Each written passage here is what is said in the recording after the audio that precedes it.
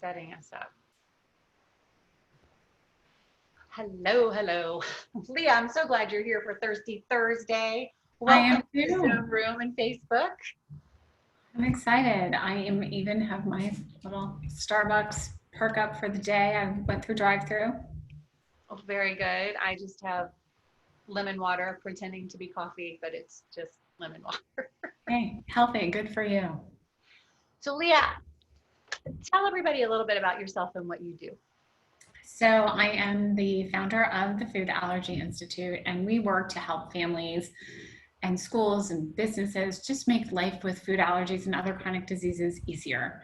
We know that when you go to a doctor's office, doctors don't have the time. They have 15, maybe 20 minutes if you're lucky to really check in on all labs and testing and make sure you have everything you need and go through symptoms and what to look for.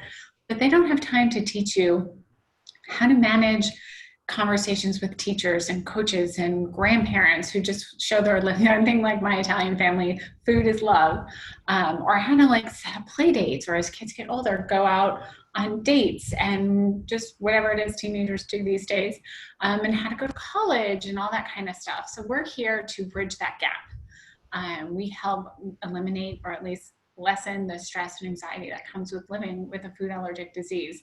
I come not only with my research and my educational background, but also I'm a food allergy mom too. My oldest son has 8 food allergies, and then he also has 4 other sort of environmental penicillin, latex, animals allergies, and all of them are anaphylaxis.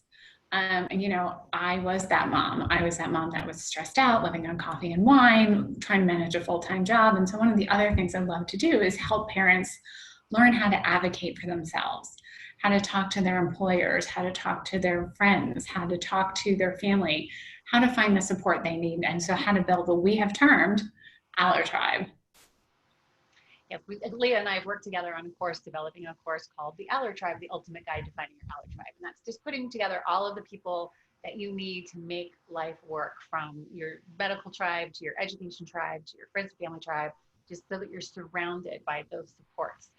The one thing I wanted to talk about today on this Thirsty Thursday is there seems to be a lot of confusion out there about the difference between food allergies and food intolerance and celiac disease. And people like, oh, well, if you have a food intolerance, it's just in your head and it isn't real. And some people think food allergies aren't real. So I thought you and I could take just a couple minutes and talk a little bit about the differences in what everything are. I've got a slide here to show everybody. So there it is. Can you see that okay? I can see it. Hopefully everyone else can see it. I think we can. So basically, and this is a slide that you have shared with nurses and information that I've shared with restaurants and university food service organizations. So talk to us first, just explain exactly what is a food allergy so we have a basis of comparison when we move to food intolerances and celiac disease. So everyone's been at a restaurant or out at a party where someone says, "Oh, I can't have that. I have an allergy." And then they see them eating just a little bit of that, and they're totally fine. And so to someone who has a true food allergy, which is an immune response, when a person's immune system reacts abnormally, and it's not always anaphylaxis. And anaphylaxis is a serious life-threatening emergency. And signs of anaphylaxis are things like your throat is closing, your tongue is swelling, your heart rate is dropping, you're having trouble breathing, you'll see hives. There's several of them, and you can see on both our web, I believe on your website as well as mine. We have really clear posters and symptoms, things available for you to download and keep handy. But it's a medical emergency. It's an immune response. Some of the more common things people in the U.S. are allergic to are dairy, eggs, peanuts, tree nuts, wheat, soy, fish, shellfish, and sesame. Sesame is not one of the top 8, which are required by the FDA to be labeled, but hopefully soon. That's actually something Congress has to pass, but these are what an allergy is. It's a medical term. If we go to our next slide, we can talk a little bit about what an intolerance is. Yeah, so a food, that we're talking about food allergy, and that's a whole system body response, right? It's an autoimmune response. Your body releases histamine, everything goes crazy. Where a food intolerance is your gut. It's a digestive disorder. It's how your gut reacts to the food. Correct? Right. So you're not having any throat closing. There's not going to be any drop in your heart rate. It's not a medical emergency. You don't need an epinephrine autoinjector to rescue you.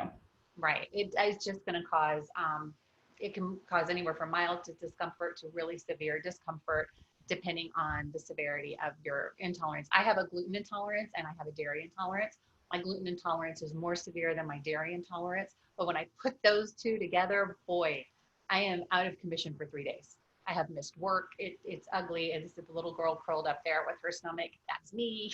I can't be far from a bathroom. I can't button my pants because my stomach is so bloated. So it's still very serious, but you're not going to die from Right. a food intolerance. Celiac disease, and we both have friends who have celiac disease. So Mhm. celiac disease is also a digestive issue, but it is an immune system digestive issue. And my understanding and what I teach is that the villi in your small intestines, or these little finger-like projections that absorb nutrients, they become damaged with gluten. The gluten literally damages the villi in your intestines, so you can't absorb nutrients. So celiac disease is also very serious, though you rarely die from it. You get really, really sick for a really, really long time. You can be sick for weeks, and you get a brain fog. Your brain, there goes my hair. Your brain doesn't function very well. You can't think, and it just really wreaks havoc on your body and your brain. That's right. So why all of these are actually serious, they are different levels of seriousness. You know, we don't want to make light of any of them. You know, we certainly appreciate that a food intolerance can affect your life significantly, can change it, can really cause, like you said, debilitating symptoms, but it's not a medical emergency. So that's really what we wanted to sort of talk about and teach you today, that you know, when you hear someone say they have a food allergy, believe them. You know, and I know it's frustrating that sometimes you might hear someone say, oh, I'm allergic to that, and then see them eat that. They really mean they have a food intolerance, because sometimes when you have a food intolerance, you can eat a small amount and be fine, or maybe you're willing to live with the symptoms. I have a friend who has a dairy intolerance. They can eat a little bit, they may not feel great, but frankly they love ice cream, so occasionally they're willing to put up with the sort of distress that some ice cream causes. So you know, that's kind of the trade-off. If you're truly allergic, if you have that autoimmune response, or what we call IgEs, the medical term response, it's life-threatening. You can't put up with just a little bit of it. You know, it can kill you. So, Yeah, and not only can you not put up with a little bit of it, a trace amount, just dust in the air or steam, peanut dust or steam from shellfish or fish is enough to throw someone into anaphylaxis. So they can't tolerate any of it if it's a true IgE mediated food allergy. It's scary stuff. So just a little something to keep on the back burner between those three things. For those of you watching us live on Facebook, I know we refer to this as Thirsty Thursday. That's because we're filming it today. We're releasing it tomorrow, so you guys get a free sneak preview on Facebook. So just pretend it's Thursday. and don't forget to join us Friday for our meet and eat. And we'll Oh, have right. We have our meet Friday at 5 o'clock Eastern. a little bit of a happy hour for those of us on the East Coast. Yeah, and we'll be cooking in our kitchens and talking about all kinds of fun, allergy-friendly and gluten-free foods that you can prepare for yourself, prepare for your family, have a glass of wine while we talk. It'll be lovely. So that's going to be a lot of fun. So you can pop in here on Facebook and join us there. We also have a registration link for Zoom, and we'll throw that into the comments here if you want to join us directly on Zoom so we can see your face and have a little chat. That'll be fun. And if you're interested in Aller Tribe, let us know. Food Allergy Institute, allercuisine.com. We'll definitely love to talk to you about the tribe. We're looking forward to chatting with you soon. All right, everybody. Thanks so much for popping in. Bye now. Bye.